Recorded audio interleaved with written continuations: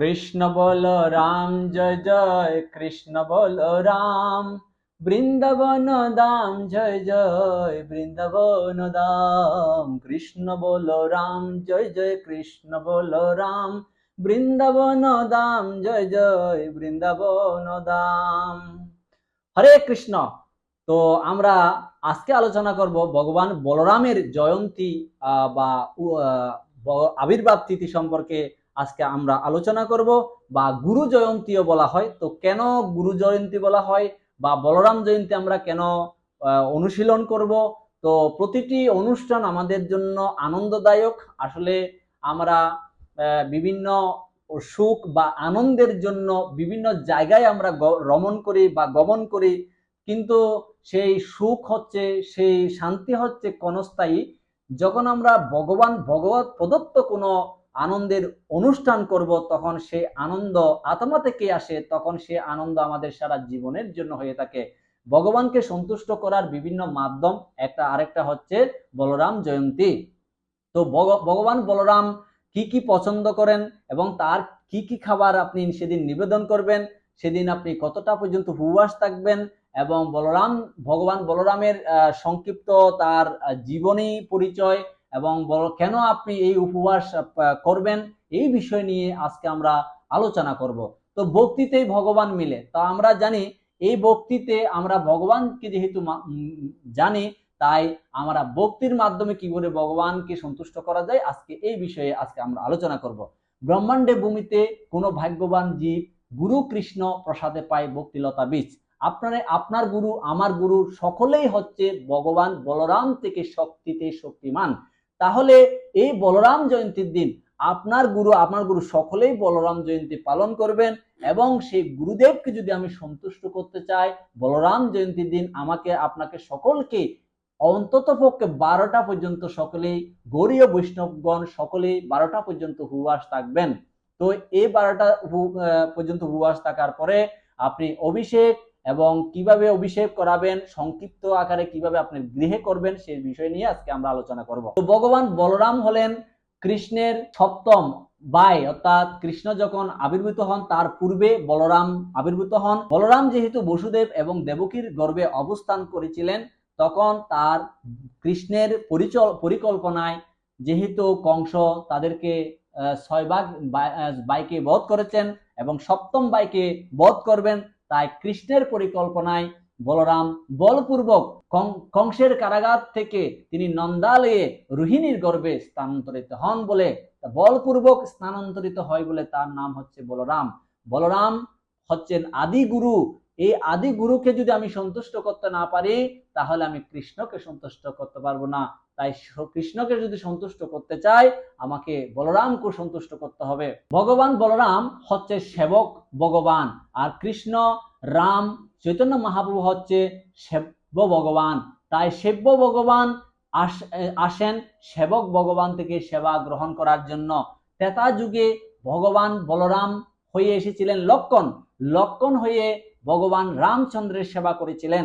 যখন দাপর যুগ, তখন কৃষ্ণ স্বয়ং বলরাম রূপে আবির্ভূত হন। কলিযুগে শ্রী চৈতন্য মহাপ্রভুকে সেবা করার লক্ষ্যে শ্রী নিত্যানন্দ রূপে আবির্ভূত হন। তাই বলা হচ্ছে, বজেন্দ্র নন্দন যেই শচী সুত হইল সেই, বলরাম হইল নিতাই। তাই ভগবান বলরাম অত্যন্ত গুরুত্বপূর্ণ একটা বিষয়, যে বলরাম জয়ন্তীতে আমরা বলরামকে সন্তুষ্ট করার মাধ্যমে আমরা ভক্তি লাভ করতে পারবো। বলরামের রথের যে নাম, সেটা হচ্ছে প্রথম, আপনারা দেখবেন প্রথম, দ্বিতীয়, তৃতীয়, প্রথম রথটাকে হচ্ছে বলরামের রথ। বলরামের রথ কেন থাকেন, অর্থাৎ জগন্নাথকে সেবা করার লক্ষ্যে তিনি অগ্রসর সন্মুখ দিয়ে থাকেন।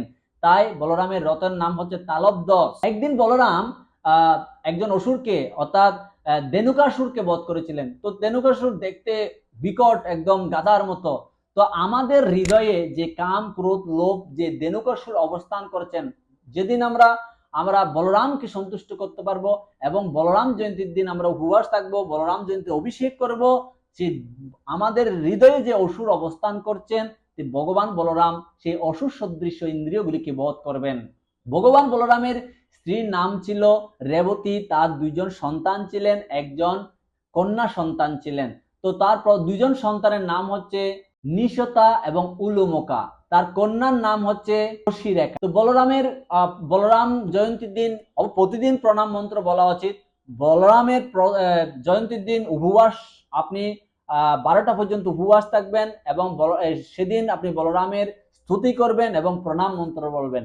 প্রণাম মন্ত্র হচ্ছে নমস্তে তো হলো গ্রাম, নমস্তে মুসলায়দ, নমস্তে রেবকী কান্ত, নমস্তে ভক্তবৎসল, নমস্তে বলে নাম শ্রেষ্ঠ, নমস্তে ধরণীধর, প্রলয়ম্বারে নমস্তে পুত্রাহি মাম কৃষ্ণ পূর্বজ। তো স্ক্রিনে আপনারা সেটা দেখতে পাচ্ছেন। তো বলরাম প্রণাম মন্ত্র। ভগবান কৃষ্ণের বাম অঙ্গ থেকে রাধারানী সৃষ্টি হয়েছে, আর ভগবান কৃষ্ণ আসার পূর্বে বলরামের আবির্ভাব হয় এবং ভগবান বলরাম প্রথম সৃষ্টি হচ্ছে বলরাম, এবং বলরাম থেকে চতুর্ভুহ সৃষ্টি হয়।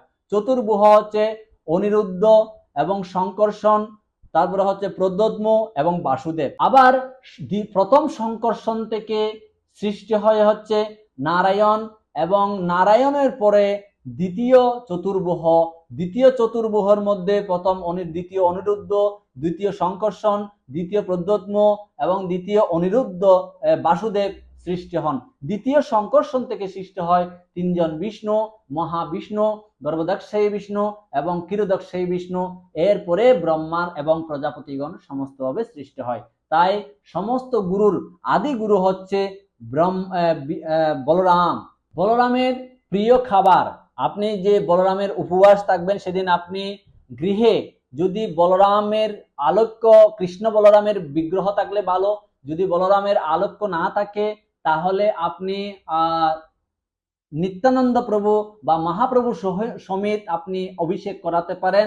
যে বলরাম সেই নিতাই একই ব্যাপার, তা আপনি সন্তুষ্ট করার লেগে অভিষেক করাতে পারেন, ষোড়শ উপাচার দিয়ে অভিষেক করাতে পারেন। যদি ষোড়শ উপাচার দিয়ে অভিষেক না করাতে পারবেন, জল, দুধ, ঘি, মধু দিয়ে আপনি ভগবান বলরামকে সন্তুষ্ট করতে পারেন। ভগবানের সবচেয়ে প্রিয় খাবার হচ্ছে মধু আর হচ্ছে মোয়া। সেদিন আপনি মোয়া তৈরি করে মধু দ্বারা ভগবানকে অর্পণ করতে পারবেন। এবং শুধু তাই নয়, আপনি গৃহে যা রন্ধন করবেন, শাক সবজি ডাল যা আছে, অন্ন ব্যঞ্জন ভগবানকে সেদিন নিবেদন করবেন। বলরাম অত্যন্ত প্রসন্ন হবেন। ভগবান বলরাম আমাদের প্রতি অসন্তুষ্ট হয় যখনই কোনো বলরামের প্রকাশ কোনো বস্তু বা দ্রব্যকে আমরা অবহেলা করি, তখনই ভগবান বলরাম আমাদের থেকে অসন্তুষ্ট হয়ে আমাদের পার্থিব বস্তু, আমাদের যে প্রয়োজনীয় বস্তু আমাদের কাছ থেকে হেরে যায় বা আমাদের কাছ থেকে চলে যায়, বা আমরা সেগুলি হারিয়ে ফেলি অথবা আমরা সেগুলি লাভ করতে পারি না। যেমন একটি কলম, সেই কলমটা বলরামের প্রকাশ। একটা খাতা, সেটা হচ্ছে বলরামের প্রকাশ। পৃথিবীর সমস্ত দ্রব্য, সমস্ত জিনিস বলরামের প্রকাশ। যেমন আমরা দ্রব্যাদি কিভাবে অবহেলা করি, কখনো কখনো কোনো জিনিস আমরা পা দিয়ে সরাই দিই, এটা কখনো উচিত না। বলরাম এত অসন্তুষ্ট হয়।